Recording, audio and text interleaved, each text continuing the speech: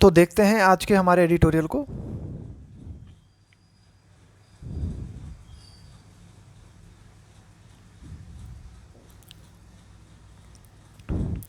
पहला वर्ड है हमारा माइलस्टोन। माइलस्टोन का मतलब होता है कोई वेरी इम्पोर्टेंट इवेंट। इसका मतलब होता है कोई विशेष मुकाम या कोई विशेष उपलब्धि। माइलस्टोन एंड यू टर्न, दूसरे वर्ड को देखते हैं।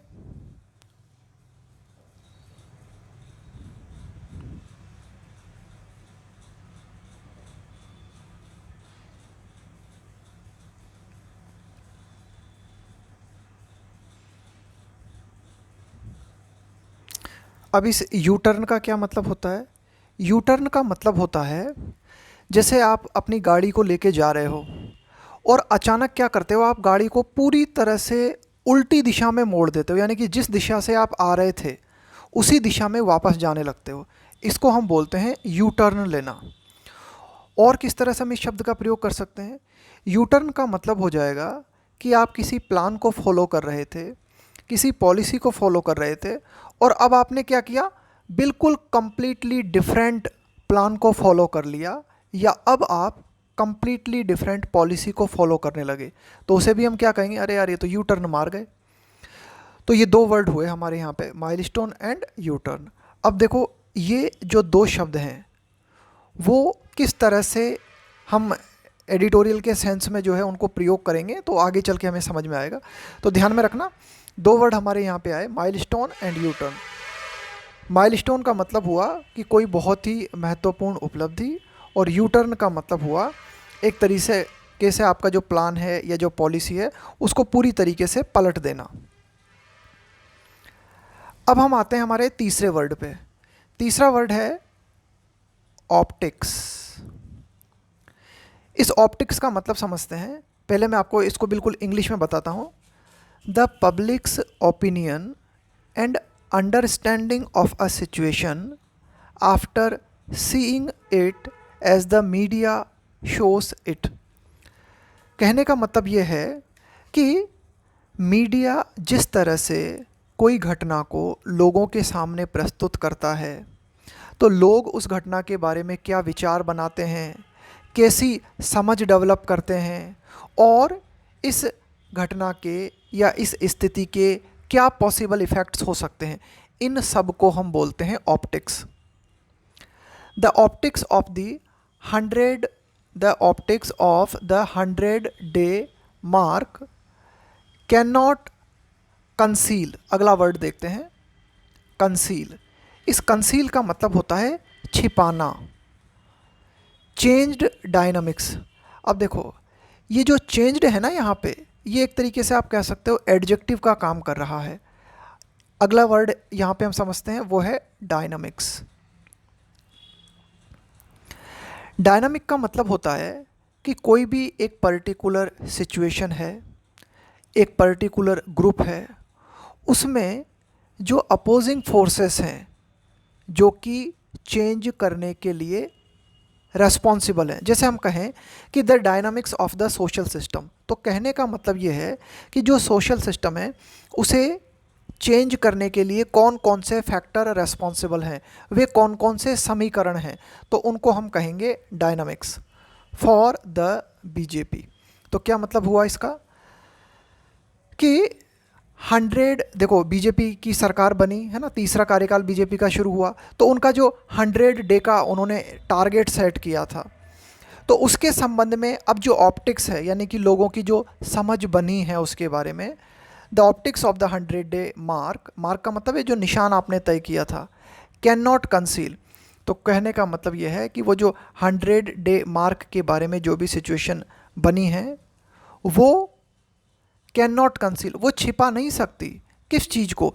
Changed dynamics for the BJP, कि बीजेपी के लिए जो समीकरण हैं वे परिवर्तित हुए हैं, इसे छिपा नहीं सकते हम। यानी कि बीजेपी जितनी स्ट्रॉन्ग और पावरफुल थी ना पहले दो टर्म में, 2014 और 2019 के टाइम पे, तो वैसी स्थिति में या वैसी पावर में बीजेपी नहीं है। आगे देखते हैं। As their third term in office gathers pace. जैसा कि हम क्या देखते हैं कि ये जो तीसरा कार्यकाल है बीजेपी का, है ना, ऑफिस में यानी कि वे पावर में हैं, गेदर स्पेस यानी कि एक तरह से मोमेंटम पकड़ना या फिर चाल पकड़ना।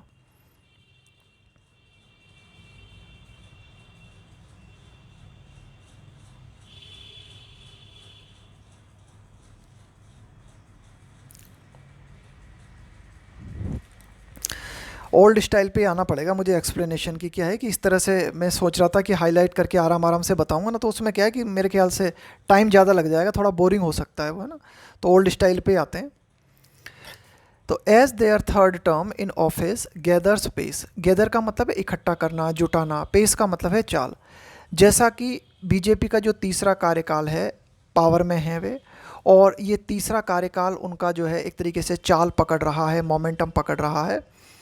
The Narendra Modi government and the BJP are eager. Eager का मतलब होता है उत्सुक होना किसी बात को लेकर। ईगर टू क्लेम का मतलब है दावा करना। अ सीमलेस, सीमलेस का मतलब होता है बिना रुकावट के। Continuity with the first two terms, कि नरेंद्र मोदी गवर्नमेंट और बीजेपी जो है वे इस बात को लेके उत्सुक हैं, यानी कि इस दावे को वे करना चाहते हैं कि इस बात को, कौन से दावे को करना चाहते हैं कि भाई उनकी सरकार जो है वो बिना किसी रुकावट के कंटिन्यू चल रही है with the first two terms. यानी कि जिस तरह से बीजेपी ने पहले 2 कार्यकाल पूरे किए बिना किसी रुकावट के, उसी तरह से बीजेपी तीसरे कार्यकाल में भी आगे बढ़ रही है ना। इस तरह का दावा जो है बीजेपी और नरेंद्र मोदी गवर्नमेंट करती है। As a mark of effective governance and leadership. और इस दावे के साथ वो किस चीज़ को चिन्हित करना चाहते हैं, किस चीज़ को दिखाना चाहते हैं? वे दिखाना चाहते हैं इफेक्टिव गवर्नेंस एंड लीडरशिप, कि भाई हमारा जो प्रशासन है, हमारा जो शासन है वो प्रभावी है, और हमारी जो लीडरशिप है, हमारा जो नेतृत्व है वो भी प्रभावी है, कुशल है, सक्षम है। The government and the party have used the arbitrary 100-day milestone. Arbitrary का मतलब होता है मनमाना। 100-day milestone to showcase, showcase का मतलब होता है प्रदर्शित करना, their achievements in various sectors. तो बीजेपी गवर्नमेंट और ये जो बीजेपी पार्टी है, इन्होंने क्या किया है, ये जो 100 डे का एक टारगेट इन्होंने तय किया था, है ना, एक जो ये जो मनमाना टारगेट था कि भाई, और उसके बारे में कह रहे हैं कि भाई वो हमने अचीव कर लिया है ना, उसका प्रदर्शन वे कर रहे हैं और अपने अचीवमेंट्स को दिखा रहे हैं कि भाई कई क्षेत्रों में जो 100 दिनों का हमारा टारगेट था उसे हमने पूरा कर लिया है। From renewable energy to infrastructure and the success of welfare schemes. तो किन किन क्षेत्रों में बीजेपी जो है क्लेम कर रही है कि 100 डे का माइलस्टोन पूरा कर लिया है, कि भाई ऊर्जा के नवीकरणीय स्रोत हैं, इंफ्रास्ट्रक्चर है, इसके अलावा वेलफेयर स्कीम्स जो कल्याणकारी योजनाएं हैं वे भी सफल हुई हैं। तो इन सब को लेकर इस तरह का दावा बीजेपी कर रही है कि भाई 100 डे का जो टारगेट था उसे पूरा कर लिया गया है। They have also used the opportunity to pronounce that nothing has changed. They have यानी कि बीजेपी ने अवसर का इस तरह से भी प्रयोग किया है। टू प्रोनाउंस का मतलब है किसी बात को स्पष्ट रूप से और अच्छी तरीके से कहना। दैट नथिंग हैज़ चेंज्ड मतलब बीजेपी एक तरीके से ये भी दिखाना चाह रही है कि तीसरे कार्यकाल में भी कुछ नहीं बदला है। डिस्पाइट का मतलब है के बावजूद। The dependence of the government on a coalition, coalition का मतलब होता है गठबंधन। इन द 18th लोकसभा, कि 18वीं लोकसभा में गठबंधन की सरकार पे निर्भर होने के बावजूद कुछ नहीं बदला है, ऐसा बीजेपी जो है शो करना चाहती है। एज इफ़ टू प्रूव, जैसे कि मानो बीजेपी जो है वो ये प्रूव करना चाहती है, इस पॉइंट को प्रूव करना चाहती है that there is no rethink on any of its controversial agendas. देखो, रीथिंक का मतलब होता है पुनः विचार करना। On any of the controversial agendas, controversial का मतलब हो गया विवादास्पद, है ना, विवादास्पद agenda. From the previous term, मानो कि बीजेपी जो है इस पॉइंट को प्रूव करना चाहती है कि वो जो है ना रीथिंक करना ही नहीं चाहती किसी भी तरह के विवादास्पद मुद्दे पे, यानी कि प्रीवियस टर्म्स में, प्रीवियस कार्यकाल के दौरान जो कुछ मुद्दे थे जो कि विवादास्पद थे, तो वो जैसे चल रहे थे बीजेपी उन्हें अपने हिसाब से वैसे ही चलाएगी, इस तरह से मानो बीजेपी कहना चाहती हो। The union cabinet on Wednesday approved a report by a committee headed by the former president of India Ramnath Kovind, कि जो केंद्रीय मंत्रिमंडल है उसने बुधवार को क्या किया, एक रिपोर्ट को अप्रूव कर दिया, अपनी मंजूरी दे दी। वो रिपोर्ट किस कमेटी के द्वारा जो है प्रस्तुत की गई थी? वो रिपोर्ट एक कमेटी के द्वारा प्रस्तुत की गई थी जिसके अध्यक्ष कौन थे? पूर्व राष्ट्रपति रामनाथ कोविंद जो है उस कमेटी के अध्यक्ष थे। That has endorsed a partition BJP proposal. इस कमेटी ने क्या किया, एक प्रस्ताव जो है प्रस्तुत किया, और इस कमेटी ने क्या किया कि भाई वो जो प्रस्ताव था ना, उस प्रस्ताव के प्रति एक तरह से रिकमेंडेशन दिया। दैट हैज़ एंडोर्स्ड, एंडोर्स का मतलब होता है किसी चीज़ को सपोर्ट करना। पार्टीशन बीजेपी प्रपोजल, पार्टीशन का मतलब होता है स्ट्रांगली सपोर्टिंग, मतलब बहुत ही स्ट्रॉन्ग तरीके से सपोर्ट करना, किसी व्यक्ति को सपोर्ट करना, किसी सिद्धांत को सपोर्ट करना, किसी पॉलिटिकल पार्टी को सपोर्ट करना बिना उस पर ठीक से विचार किए, यानी कि कोई भी बात है उस पर बिना गंभीरतापूर्वक और केयरफुली विचार किए बगैर उसको आप जो है सपोर्ट करते हो, तो उसे कहेंगे पार्टीशन। तो ये जो पार्टीशन बीजेपी प्रपोजल था, उस प्रपोजल को इस कमेटी ने जो है सपोर्ट किया है। क्या था proposal? For simultaneous elections. Simultaneous का इलेक्शंस का मतलब हुआ कि इलेक्शंस एक साथ आयोजित होने चाहिए पूरे देश भर में, to all state assemblies and the Lok Sabha, कि लोकसभा और सभी राज्यों के जो चुनाव हैं देश भर में वो एक साथ आयोजित किए जाने चाहिए।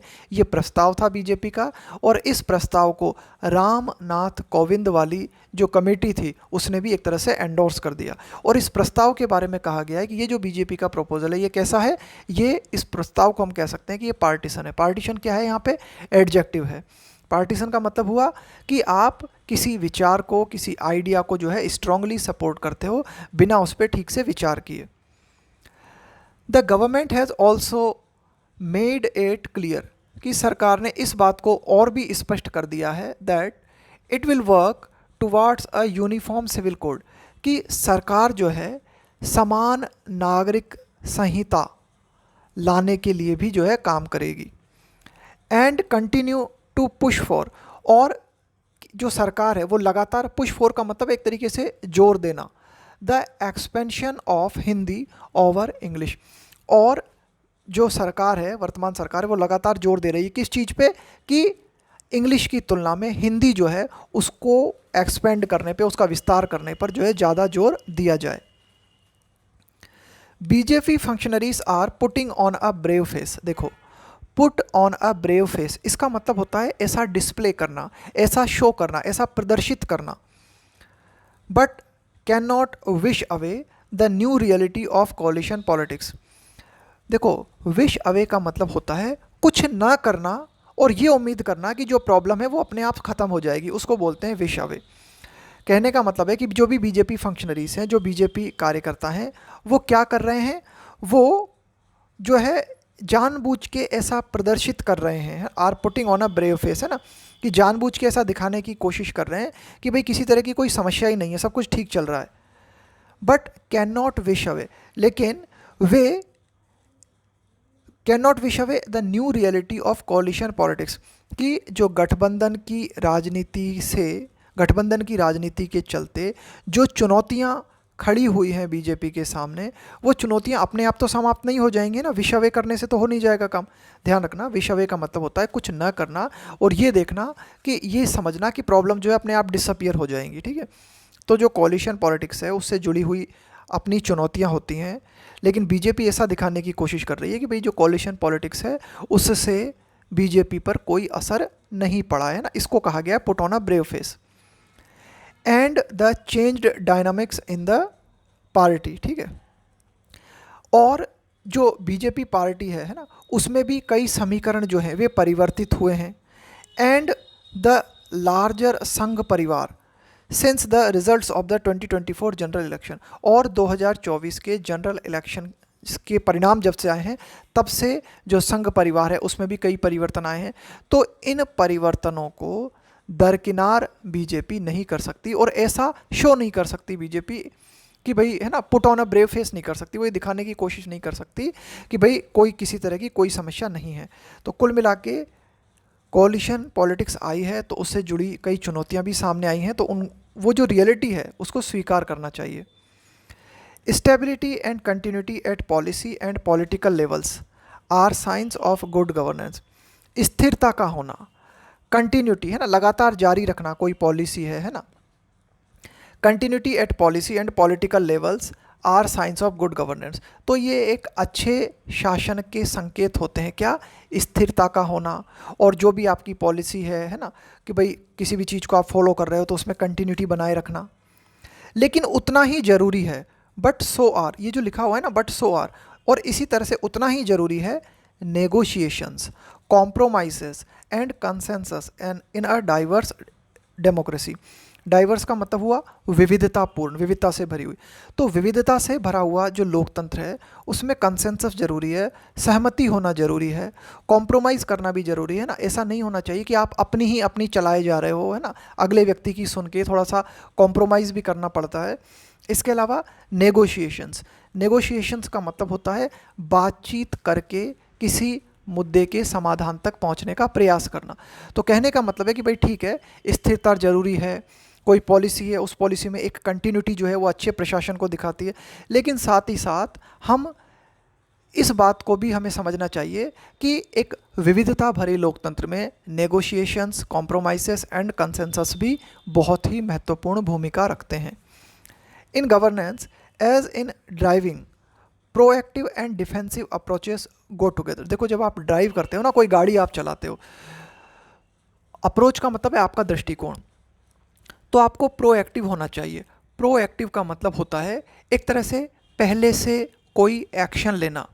एक तो होता है कि कोई घटना घट गई फिर आप जो है अपना रिएक्शन दे रहे हो, एक है कि आप जो है पहले से कोई एक्शन लेते हो कि ताकि उस घटना को घटने से ही रोका जा सके, उनको हम बोलेंगे प्रोएक्टिव पॉलिसीज़, प्रोएक्टिव मेजर्स।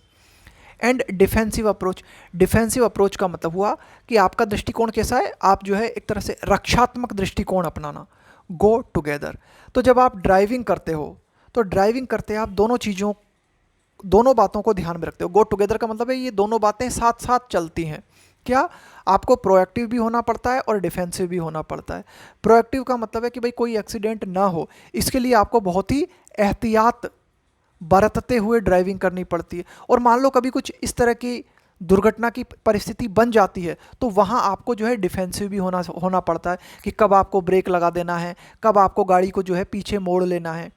तो जैसा ड्राइविंग में हम देखते हैं कि दोनों चीज़ें साथ साथ होती हैं, प्रोएक्टिव अप्रोच और defensive approach. And U turns are wise, U turn का मतलब मैंने आपको पहले भी बताया था। यू टर्न का मतलब है कि आप जिस डायरेक्शन में अपनी गाड़ी को लेके जा रहे हो, आप क्या करते हो, वापस जिस डायरेक्शन से आप आ रहे थे उसी डायरेक्शन में अपनी गाड़ी को मोड़ देते हो, पूरा पलट देते हो अपनी गाड़ी को 360 डिग्री, इसको हम बोलते हैं U turn. Are wise when racing ahead, racing ahead का मतलब है रेस लगाते हुए आगे निकलना। कैन लीड, लीड आया है यहाँ पे कॉज के लिए, किसी चीज़ का कारण होना। लीड के साथ में आता है टू प्रीपोजिशन। कॉलिजन का मतलब है दुर्घटना, टक्कर खा जाना किसी चीज़ से। कि जब आपको पता है कि अगर आप अपनी गाड़ी को आगे निकालोगे तो गाड़ी को आगे निकालने से दुर्घटना हो सकती है, तो उस समय आप क्या करते हो, यू टर्न अपनाते हो, और ये ज़्यादा बुद्धिमत्तापूर्ण होता है। तो क्या हुआ, ड्राइविंग का एग्जाम्पल दिया गया है यहाँ पे, और इसी तरह से गवर्नेंस भी काम करती है। देखो दोनों चीज़ों को जो है ना तुलनात्मक तरीके से समझाया गया है। ड्राइविंग का उदाहरण देके बताया गया है कि ड्राइविंग में प्रोएक्टिव और डिफरेंसिव अप्रोच जो है साथ साथ चलती हैं, और कभी कभी ये बुद्धिमत्तापूर्ण होता है कि आप यू टर्न ले लो बजाय इसके कि आप रेस लगाते हुए आगे निकलने की कोशिश करो, जिसके कारण आपकी टक्कर हो सकती है, दुर्घटना हो सकती है। The BJP has quietly learned this, BJP ने चुपचाप इस लेसन को सीख लिया है। दो यद्यपि इट इज़ अनविलिंग, अनविलिंग का मतलब है इच्छुक ना होना, राजी ना होना। To own up its own new flexibility, हालांकि बीजेपी इस बात के प्रति इच्छुक नज़र नहीं आती। देखो, ऑन अप योर एक्शंस, इसका मतलब होता है जिम्मेदारी लेना कि भाई आपने कोई है ना गलती की है, उस गलती को स्वीकार करना, दूसरे को ब्लेम ना करना, इसको हम बोलते हैं ऑन अप। ये जो लिखा हुआ है ना ऑन अप समथिंग, है ना, ऑन अप एक्शंस। तो कहने का मतलब है कि बीजेपी ने चुपचाप इन बातों को सीख लिया है, लेकिन वो अनविलिंग नज़र आती है, इच्छुक नज़र नहीं आती कि वो जो है पब्लिकली इस बात को कह सके कि हाँ भाई वो अपनी मिस्टेक्स को स्वीकार करती है। Rigidity has been talked up as a sign of virtuous politics. Rigidity का मतलब होता है कठोरता होना, कट्टरपन होना, एक तरीके से कड़ापन। हैज़ बीन टाक्ड अप, तो ये जो कठोरता का गुण है, इस कठोरता के गुण के बारे में इस तरह की बातें की गई हैं। ये कठोरता का गुण जो है इसे एक साइन माना गया है, सूचक माना गया है, किस चीज़ का? Virtuous politics. वर्चुअस का मतलब होता है हैविंग गुड मॉरल क्वालिटीज़, उसको हम बोलते हैं वर्चुअस पॉलिटिक्स। तो एक अच्छी राजनीति का जो है ना सूचक माना गया है, संकेत माना गया है किसको? रिजिडिटी को। बाय किसके द्वारा? Strong man populism around the world, कि विश्व भर में स्ट्रॉन्ग मैन से यहाँ पे मतलब है नेशनलिस्ट लीडर जो होते हैं ना, राष्ट्रवादी जो लीडर्स होते हैं। और पॉपुलिज्म का मतलब क्या होता है? पॉपुलिज्म का मतलब होता है ऐसे राजनीतिक विचार और ऐसी राजनीतिक गतिविधियाँ जो कि आम आदमी के सपोर्ट को जुटाने के लिए की जाती हैं, भले ही वे अर्थव्यवस्था को नुकसान पहुंचाएं, भले ही वे लॉन्ग टर्म में लोगों के लिए सही नहीं। उदाहरण के तौर पे जैसे फ्री बांटना है, फ्री राशन देना, फ्री कुछ भी फ्री उपलब्ध कराना, ये क्या है? एक तरह का पॉपुलिज्म है। इसके माध्यम से क्या है, ज़्यादा से ज़्यादा लोग अट्रैक्ट हो जाते हैं। अब इसका इकोनॉमी पे क्या प्रभाव पड़ता है, रोजगार पे क्या प्रभाव पड़ता है, क्या इससे वाकई में लोग मजबूत होते हैं या गरीबी बढ़ती है, उससे कोई लेना देना नहीं है। बस लेना देना इस बात से है कि हमें वोट मिलना चाहिए। तो वही होता है पॉपुलिज्म, यानी कि उन मुद्दों को पकड़ना जिन मुद्दों से आम आदमी को अट्रैक्ट किया जा सकता है। तो विश्व भर में जो राष्ट्रवादी लीडर हैं, है ना, तो वो क्या करते हैं, एक तरह से ये जो है ना पॉपुलिज्म को फॉलो करते हैं। और पॉपुलिज्म के लिए किस चीज़ को माना गया है आदर्श? की रिजिडिटी होनी चाहिए, मतलब उसमें है ना कठोरता होनी चाहिए। And the BJP is now haunted by the ghost of its own past bombast. Bombast का मतलब होता है बड़ी बड़ी ऊंची ऊंची बातें करना, शेखी बघारना। देखो, हॉन्ट का मतलब है कोई चीज़ आपको अब वो डराती है ना, उसके मारे आपको डर लगता है। Haunted by the ghost of its own past, ghost from past, इसका मतलब होता है कि कोई चीज़ है ना, कोई अनप्लेजेंट चीज़ है, वो बार बार आपके सामने आती है और आपको डिस्टर्ब करती है, आपको परेशान करती है। तो यही बात यहाँ पे की गई है कि बीजेपी जो है उसने पास्ट में जो बड़े बड़े और ऊंचे ऊंचे वादे किए थे ना, अब वे जो हैं बीजेपी के लिए एक तरह से बीजेपी के लिए जो है ना, वे एक तरह से वो उसको सताते हैं, है ना। एक तरीके से बीजेपी को उनके कारण जो है ना थोड़ा सा एम्बेरसिंग फील होता है जब उन बातों को कहा जाता है कि भाई आप तो कह रहे थे ऐसा करोगे, आपने तो ये किया ही नहीं है ना। तो ये बात यहाँ पे की गई है कि बीजेपी के जो एक तरह से बॉम्बास्ट थे, जो उनकी ऊंची ऊंची और शेखी भगाने वाली बातें थी, उन्हीं के कारण अब बीजेपी को जो है परेशान होना पड़ता है। On some major policy issues, कि कुछ बड़े पॉलिसी से जुड़े हुए इश्यूज़ की अगर हम बात करें, the BJP has made course correction. Course correction का मतलब होता है कि आपने ठीक कर लिया है किसी चीज़ को, कोई चीज़ गलत थी है ना, उसको आपने सुधार लिया है। आफ्टर रेसिस्टेंस का मतलब है प्रतिरोध, from allies and the opposition. Allies का मतलब हो गया आपके सहयोगी और अपोजिशन का मतलब हो गया विपक्ष। तो बीजेपी ने क्या किया है कि भाई कई ऐसे बड़े मुद्दे थे, उन जिन मुद्दों के संबंध में बीजेपी ने क्या किया है, अपनी भूल सुधार की है। कब? जब उसे प्रतिरोध झेलना पड़ा, रेसिस्टेंस झेलना पड़ा। अलाइज का मतलब है आपके सहयोगी, अपोजिशन का मतलब हो गया विपक्ष, कि जब विपक्ष और खुद के सहयोगियों से बीजेपी को रेसिस्टेंस झेलना पड़ा तो कई पॉलिसी से जुड़े हुए मुद्दे थे जिन्हें बीजेपी ने चेंज किया। उदाहरण के तौर पे इट हैज़ एक्सटेंडेड, एक्सटेंड का मतलब है विस्तार देना, द कंसल्टेशन है ना, विचार विमर्श करना, परामर्श लेना, on the proposed amendments to the Waqf act, कि वक्फ कानून से जुड़े हुए जो प्रस्तावित संशोधन हैं उनके संबंध में विचार विमर्श होना चाहिए, है ना, ऐसा बीजेपी ने कहा है। एबंडेंट, त्याग देना, the new pension scheme and the proposed lateral entry scheme in the high bureaucracy. अब देखो, एबंडन का मतलब है बीजेपी ने त्याग दिया है किस चीज़ को, जो नई पेंशन स्कीम थी उसे भी बीजेपी ने त्याग दिया है विरोध के चलते। इसके अलावा और बीजेपी ने क्या करेक्शन किया है, एक प्रस्तावित लेटरल एंट्री स्कीम थी हाई ब्यूरोक्रेसी यानी कि उच्च नौकरशाही। क्या थी ये lateral entry scheme? Lateral entry scheme जो थी इसे हम इस तरह से समझ सकते हैं कि प्राइवेट सेक्टर के जो लोग हैं उनकी सीधी सरकारी पदों पर भर्ती, यानी कि अगर लगता है कि कोई व्यक्ति अपने फील्ड का एक्सपर्ट है तो उसे डायरेक्ट सरकारी पद पे भर्ती कर लेना, ये था एक तरह से लेटरल एंट्री स्कीम, है ना। ये प्रस्तावित लेटरल एंट्री स्कीम थी, तो इसको भी फिलहाल के लिए बीजेपी ने जो है त्याग दिया है। नई पेंशन स्कीम थी जो है उसमें भी संशोधन कर दिया है, न्यू पेंशन स्कीम को त्याग दिया है। तो कुल मिला के कुछ चेंजेस आए हैं। These are areas in need of reforms. अगर हम इन मुद्दों की बात करें तो इन मुद्दों पर जो है सुधार की ज़रूरत है, सुधार की आवश्यकता है। रिफॉर्म का मतलब है संशोधन। But they can be best achieved by openness and flexibility. देखो, एक तो होता है रिजिडिटी, उसका मतलब है कठोरता, इसका रिवर्स, इसका उल्टा है फ्लेक्सिबिलिटी, लचीलापन होना।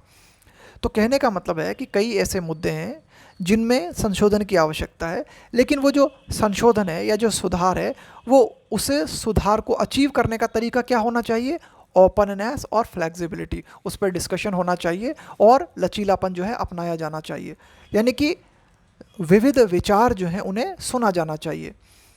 द बीजेपी इज रिजिडिटी, कि बीजेपी की जो स्ट्रिक्टनेस है, बीजेपी की जो कठोरता है ऑन इश्यूज हैज़ ऑल्सो बिगोटन। देखो, एक वर्ड होता है हमारे पास बिगेट, इसका मतलब होता है जन्म देना।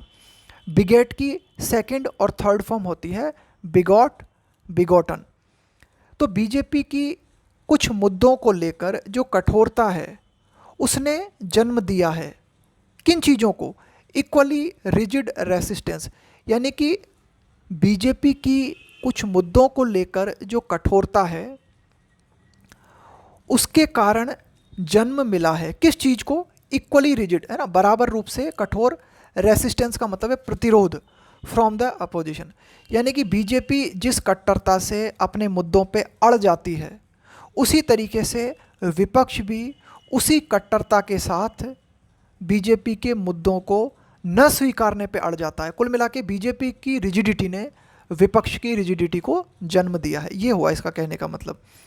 विच is no good for governance, और ये एक अच्छे सुशासन के लिए, अच्छी सरकार के लिए ये ठीक नहीं है। सिमिलरली, इसी तरह से the BJP itself is increasingly becoming a collision, कि बीजेपी अपने आप में स्वयं जो है इंक्रीजिंगली बिकम, बढ़ती जा रही है, बनती जा रही है एक गठबंधन। कैसा गठबंधन, रादर देन का मतलब है के बजाय, एन आइडियोलॉजिकल मोनोलिथ। आइडियोलॉजिकल का मतलब है कि भाई आपकी एक पर्टिकुलर विचारधारा है ना, विचारधारा से संबंधित। मोनोलिथ का मतलब होता है कोई भी बहुत ही बड़ा और पावरफुल ऑर्गेनाइजेशन, ठीक है, कोई भी बहुत ही बड़ा या पावरफुल ऑर्गेनाइजेशन जो कि अपनी विचारधारा को बदलने के लिए बिल्कुल राजी नहीं है। तो बीजेपी जो है हो सकता है कि पहले एक पावरफुल ऑर्गेनाइजेशन के रूप में या अपनी आइडियोलॉजी को सपोर्ट करने वाली रही हो, लेकिन अब बीजेपी धीरे धीरे एक संगठन, एक गठबंधन के रूप में परिवर्तित होती जा रही है। इट इज़ गुड, ये अच्छा है, that the leadership has realised this, कि जो लीडरशिप है, जो शीर्ष नेतृत्व है बीजेपी का, उसने इस चीज़ को महसूस कर लिया है। It will be better if it also articulate.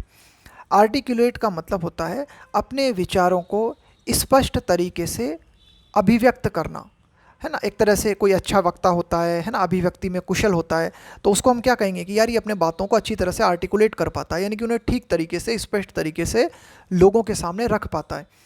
It will be better, ये ज़्यादा बेहतर होगा, if it articulates this more honestly, कि बीजेपी अपनी जो परिवर्तित विचारधारा है उसे और स्पष्ट तरीके से और ईमानदारी के साथ लोगों के सामने रखे। तो ये था हमारा आज का एडिटोरियल।